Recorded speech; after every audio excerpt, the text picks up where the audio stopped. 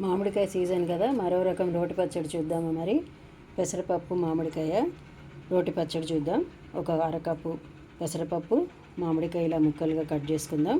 ముందుగా పెసరపప్పు బాణలి పెట్టి నూనె లేకుండా వేయించుకుందాం, సరేనా?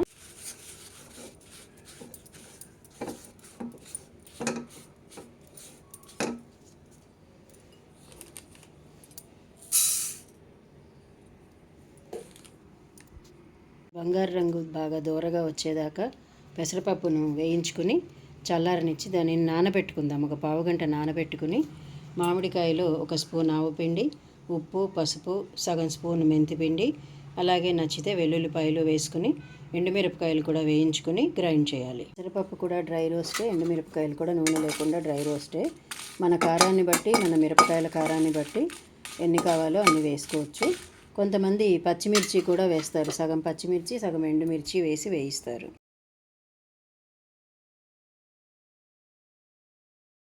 పప్పు నానిపోయింది. ఈ నానిన పెసరపప్పును ముందు వేసుకొని వెల్లుల్లి, ఎండుమిరపకాయలు, ఆవపిండి, మెంతిపిండి, ఉప్పు, పసుపు వేసుకున్న మామిడికాయ ముక్కల్ని కూడా వేసుకుని ఒక్కసారి గ్రైండ్ చేసుకుందాం.